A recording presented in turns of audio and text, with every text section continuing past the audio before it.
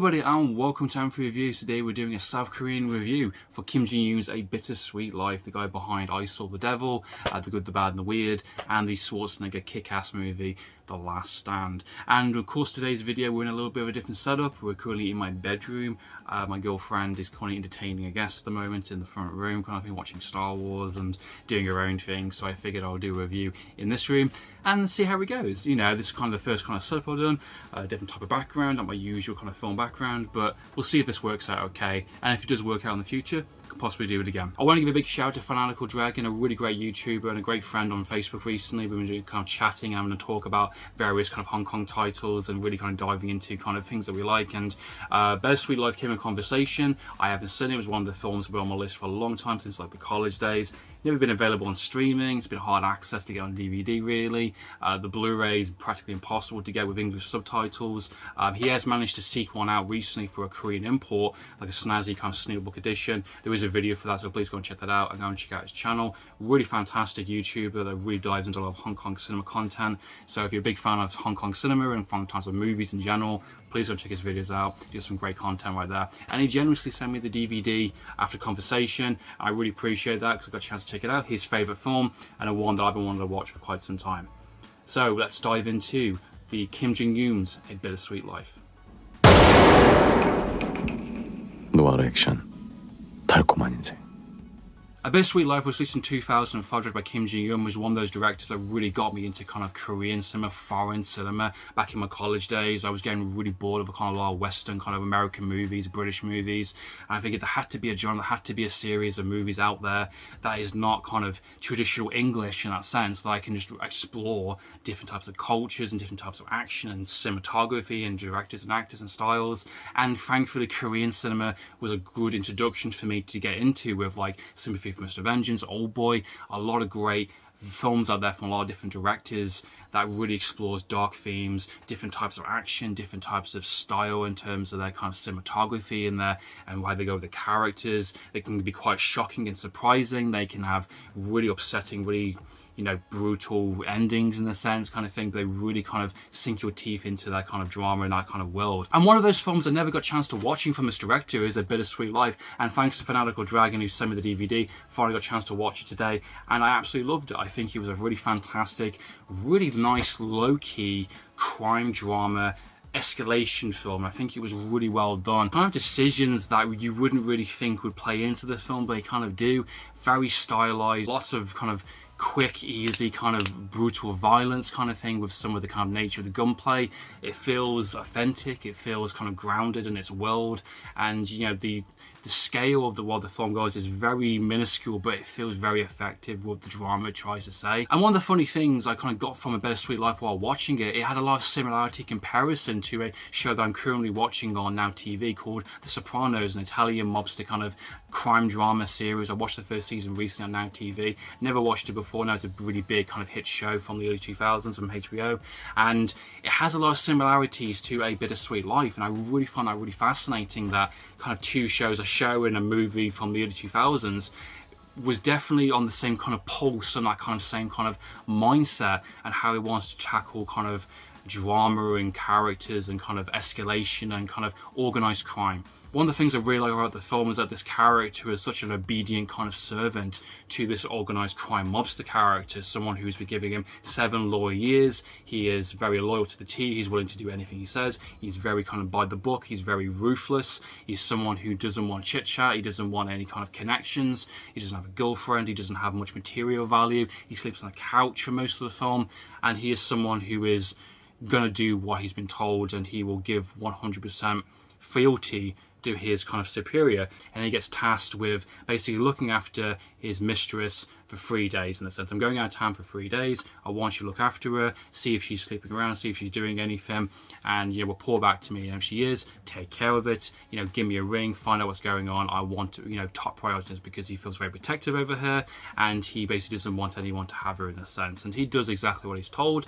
And you kind of explore the character for the day in life of this kind of person, you know, his day-to-day routine, how he sees the world, how he, you know, he doesn't get much joy from out of anything. He has confrontation expectations with his kind of superiors, his other kind of colleagues, that his colleagues want to kind of be in bed with all the other organised crime, who wants to slide a little bit, but he is very by the book, he's very by textbook. Have I been told to do something, I'm going to do it to the T, and you know, I don't care if you like me or not. Someone, arguably you could say, he's got a chip on his shoulder, arguably you could say who thinks the world revolves around him, and you can get that because the character can come across as quite arrogant, and his nature and the way he kind of just fights, the way he kind of talks to people, the way he kind of sees people. And through the 3 days of spending with this woman, he kind of, you know, doesn't want any harm to come towards her in a sense. So when he gets presented with the choice to kind of report back to his boss, he decides to go like, you know, I made a judgment call, I made a decision that I figured might help you and help her at the same time, because I don't want to kill her, I don't want to do any kind of harm to her.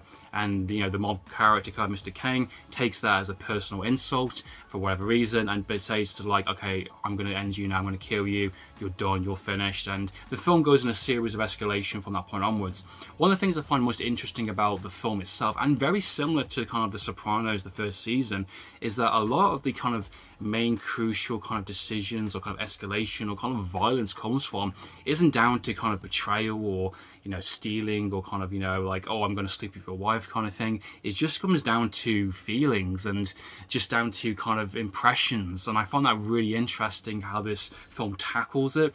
You know, you got the mob boss character that basically feels insulted by the kind of, you know, the judgment call his kind of bodyguard has made and decides to have him killed. You know, the bodyguard, you know, Lee Byung-hun's character is insulted that, like, why have you chosen to execute me and go about my kind of death in such a nasty, vicious way? And they both think, you know, it's down to, did you do it for her? Did you do it for the woman? You know, my interpretation of the film is that I don't believe that he actually did love this woman. You know, the film never goes about like, oh, I'm going to do it for her and save her and give her a better life. It's not like Drive, where a lot of the character in that film, Ryan Gosling's character in that film, does a lot of the stuff towards the second and third act because of saving this kind of family kind of drama predicament they have kind of thing with the gangsters and mobsters going on that film. This film, I don't think it is the case of that. I think it's a case of he is someone who has so little connection with anything, and I feel like he has more connection with the purity of what she represents more than the actual her itself. I never got the kind of impression that he loved her or kind of had feelings for her. I think he likes the idea of her more than the actual kind of being with her, if that makes sense. You know, a lot of the kind of specific scenes he has with the music, you know, the wind blowing in the leaves kind of thing, and especially towards the start and the middle point of the film, especially towards the end as well, in the poems he kind of tells, he just likes the kind of the nice kind of calm nature, and he gets something from music and that kind of, you know, respectful, pure nature, innocence of his kind of outside of his work. Because similar to what Mr. Kang says, and during the film, he likes this woman, he likes this mistress because how she sees the world, and you know, she's so different to his underground kind of nasty kind of betrayal world of organized crime. You know, she is something quite refreshing, and I think he got a little taste of that himself, the bodyguard, and I think he saw it in a very different way, not in a physical way, but more as a spiritual kind of inner peace.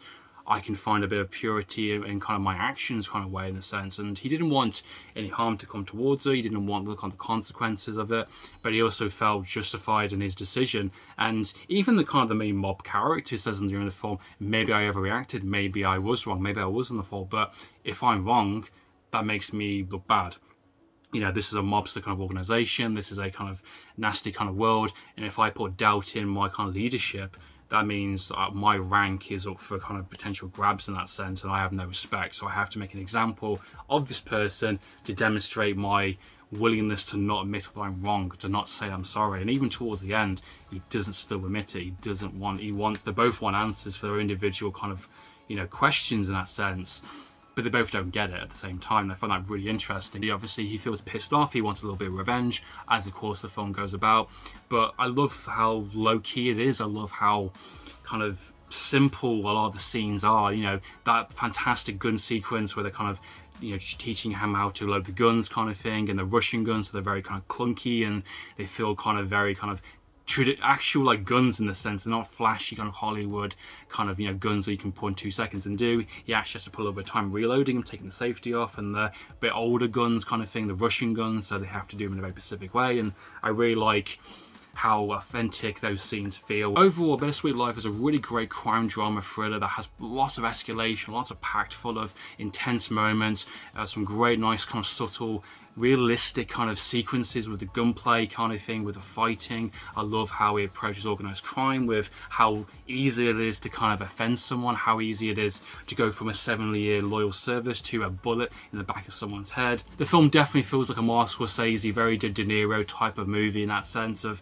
you know, a nice character piece that really is going through a journey, and also a very memorable score, very memorable cinematography, and it's a great film overall. That's been my review for Bittersweet Life. Hope you enjoyed watching this review. Absolutely recommend watching this film. Definitely recommend all of his other films as well. Great Korean director, does a lot of great films, a lot of different genres, different types of styles. Very similar kind of returning actors he has back and forth throughout his films.